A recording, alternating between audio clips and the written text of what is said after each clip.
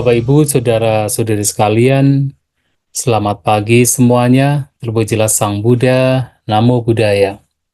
Kita sebagai umat Buddha selalu diingatkan salah satu fenomena yang akan terjadi pada kita semua. Fenomena tersebut tidak lain adalah kematian. Kita diingatkan bahwa kematian merupakan fenomena, merupakan peristiwa yang terjadi pada siapapun. Kematian sesuatu yang tidak bisa dihindari oleh siapapun. Apakah mereka orang yang kaya, ataupun yang miskin, ataukah mereka orang yang berkuasa, atau rakyat jelata, apakah mereka orang yang bijak, ataupun bodoh, kematian pasti datang pada siapapun. Kematian adalah peristiwa yang tidak bisa kita hindari.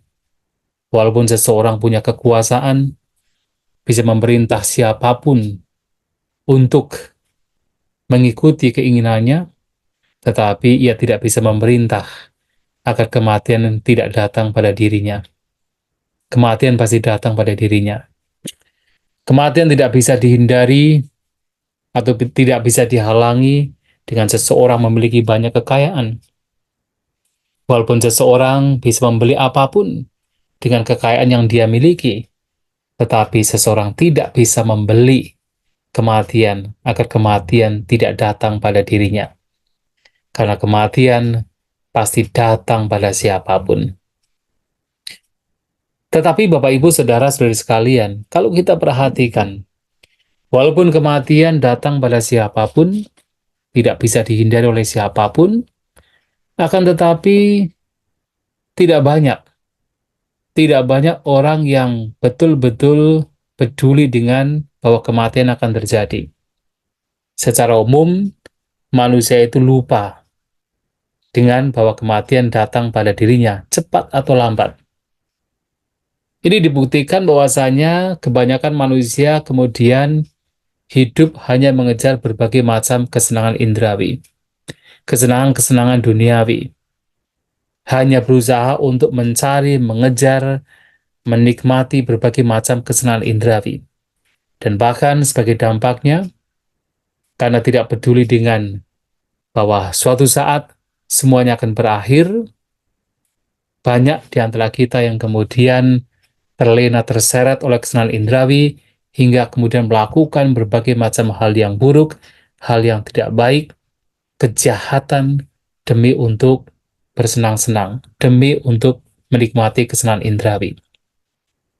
Tetapi Bapak, Ibu, Saudara-saudari sekalian, kalau kita mau bijak, kalau kita mau berusaha untuk menjadi bijaksana, seharusnya kita harus ingat bahwa kehidupan yang sekarang kita miliki pasti suatu saat akan berakhir. Kita semua akan berakhir pada kematian. Melihat bahwasannya kematian akan datang pada kita semua, maka seseorang yang peduli dengan manfaat bagi dirinya, peduli dengan kebahagiaan yang sejati bagi dirinya, peduli dengan hal yang baik bagi dirinya, ia akan menggunakan hidupnya dengan tidak sia-sia. Ia akan menggunakan hidupnya dengan mengisi hidupnya dengan berbagai macam kebajikan. Ia tidak akan menyia-nyiakan hidupnya hanya sekedar bersenang-senang. Ia tidak akan menyia-nyiakan hidupnya hanya sekedar melakukan apa yang disenangi sampai kemudian melakukan berbagai macam tindakan yang bodoh, tindakan kejahatan. Tetapi dia akan mengisi hidupnya dengan berbagai macam hal yang baik. Itulah orang yang bijak. Dan orang yang bijak akan selalu ingat bahwa kematian akan datang setiap saat. Karena pada hakikatnya kita semua sesungguhnya tahu bahwa kematian tidak akan selalu datang pada seseorang di saat usia sudah tua. Kita melalui pengalaman bisa melihat seseorang masih dalam kandungan, bisa meninggal. Seseorang baru dilahirkan, bisa meninggal. Seseorang baru kanak-kanak, bisa meninggal. Seseorang yang kemarin sehat, hari ini bisa meninggal. Seseorang yang kemarin masih ketawa-ketawa, hari ini bisa meninggal. Kematian bisa datang pada setiap orang, setiap saat, setiap waktu. Dan orang yang bijak akan menggunakan hidupnya dengan baik, tidak menyia-nyiakan hidupnya sebelum kematian terjadi. Itulah kenapa Sang Buddha menyampaikan, menasihati para siswanya. Ajewa kicamatapang, hojanya maranang suwe. Hari ini juga, usaha, semangat untuk mempraktikkan Dhamma harus dilakukan. Hojanya maranang suwe. Karena siapa yang tahu, kematian besok akan datang. Artinya, karena kematian bisa datang setiap saat, menghampiri setiap saat, maka orang yang bijak akan selalu waspada, akan selalu sadar untuk segera melakukan kebajikan untuk mengisi hidupnya dengan hal-hal yang baik. Ada satu khotbah yang diberikan oleh Sang Buddha dalam Anguttara Nikaya, Patoda Sutta. Di sana Sang Buddha memberikan 4 perumpamaan. Yang pertama ada seekor kuda yang baru saja melihat bayangan cambuk dari pelatih kuda. Ia akan segera berpikir, tugas apa yang harus saya lakukan pada hari ini yang diberikan oleh pelatih kuda ini? Dan apa yang seharusnya saya respon? Ini adalah perumpamaan seekor kuda yang pertama. Namun ada juga kuda yang kedua. Ketika melihat bayangan cambuk, dia tidak segera berpikir tugas apa yang akan diberikan oleh pelatih kuda hari ini dan bagaimana saya harus meresponnya. Tetapi ketika cambuk sudah menyentuh bulu rambutnya, ia segera berpikir, ia segera merespon, ia segera sigap, ia berpikir tugas apa yang akan diberikan oleh pelatih kuda hari ini dan apa yang harus saya lakukan. Nah, ini adalah perumpamaan yang kedua.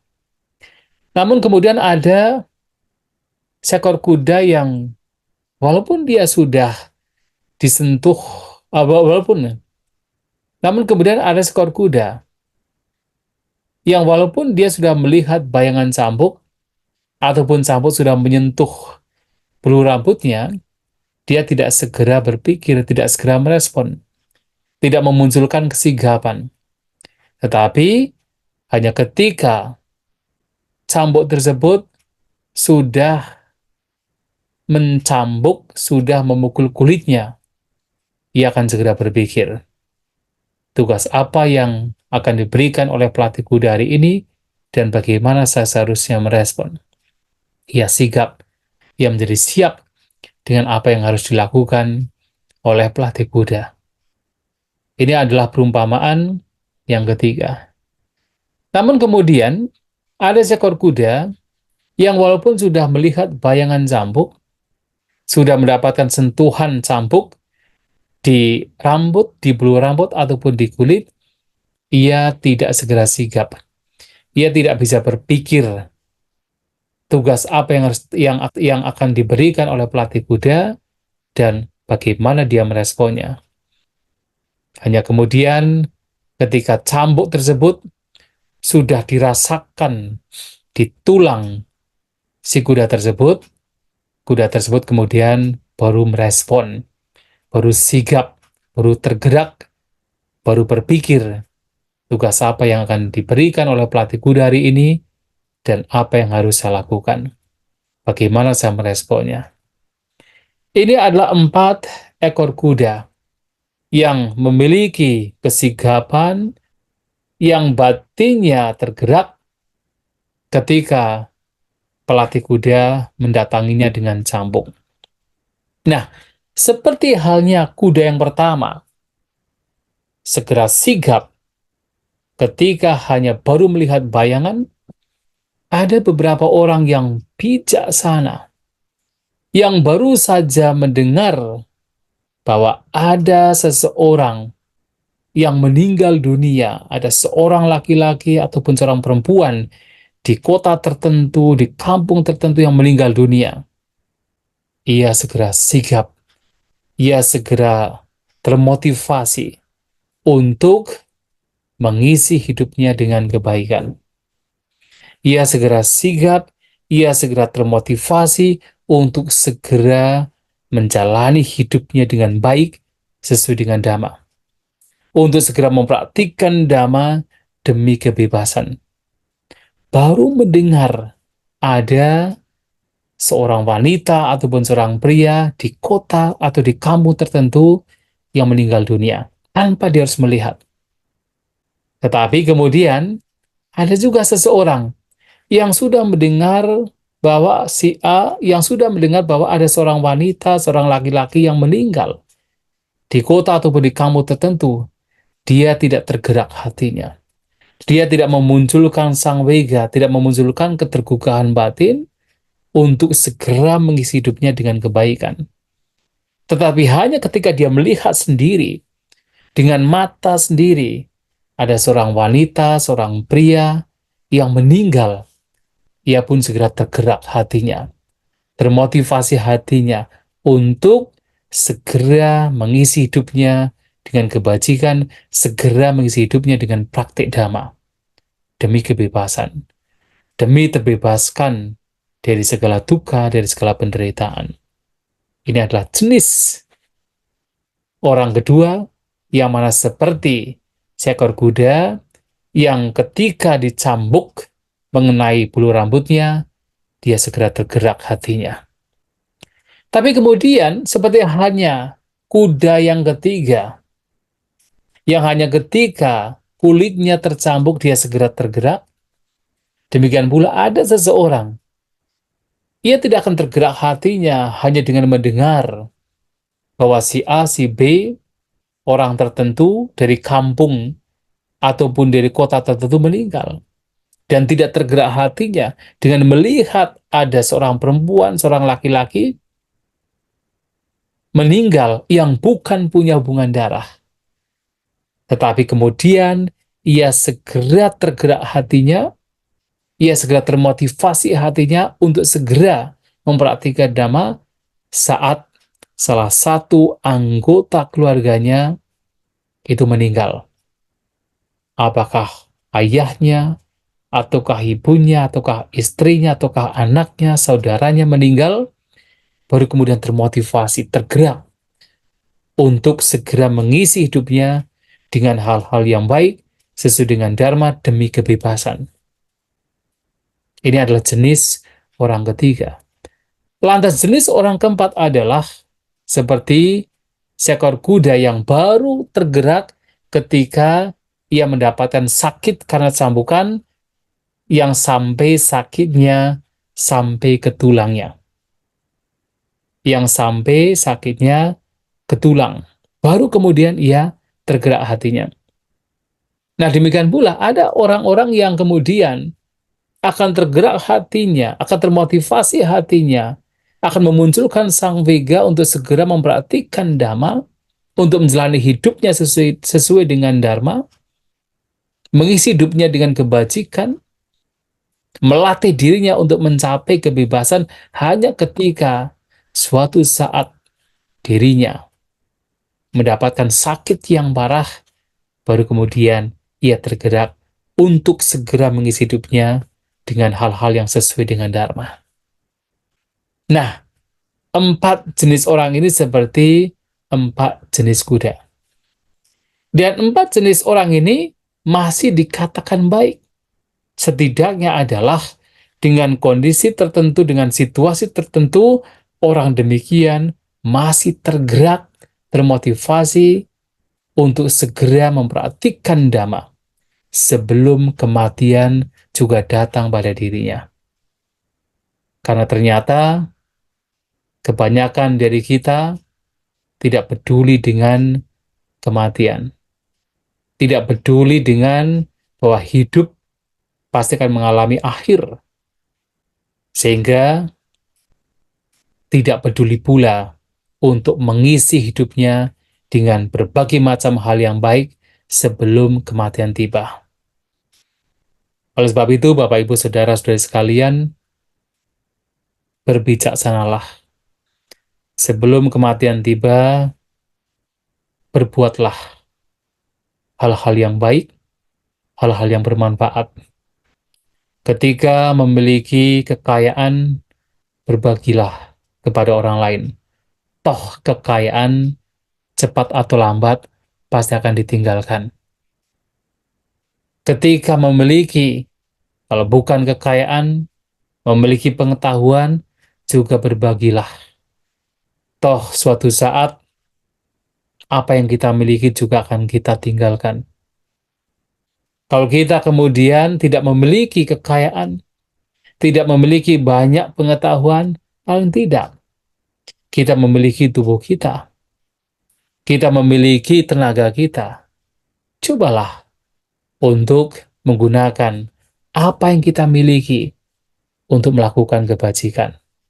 Tinggalkan apa yang baik dalam kehidupan ini, dan berbuatlah apa yang baik, isilah dengan hal-hal yang baik di dalam kehidupan kita. Karena kematian akan datang pada kita. Apalagi kita semua yakin bahwa kematian bukan sebuah akhir dari sebuah kehidupan. Ada kehidupan setelah kematian. Dan kehidupan setelah kematian tergantung pada apa yang kita lakukan pada hari ini. Tergantung pada apa yang kita lakukan pada kehidupan sekarang. Apakah kita telah mengisi kebaikan, kita telah menabung kebaikan, atau yang kita tabung justru adalah kejahatan. Itulah yang nanti akan kita bawa pada saat kematian, dibawa di dalam kehidupan mendatang. Ketika tabungan kita ternyata adalah kejahatan, maka penderitaan yang akan menanti kita. Namun ketika yang kita tabung adalah kebaikan, maka niscaya kebahagiaan yang pasti datang pada kita. Itulah kenapa melihat kematian bisa dijadikan sebagai motivasi, sebagai self-urgency, untuk segera mengisi hidup selagi kita masih hidup dengan berbagai macam hal yang baik, yang bermanfaat, yang akan menjadi tabungan kita pada saat kematian datang pada kita. Semoga kita semua berbahagia, semoga kita semua selalu mengisi hidup kita dengan hal-hal yang baik. Sabi sata bawantus kitata, semoga semua makhluk berbahagia.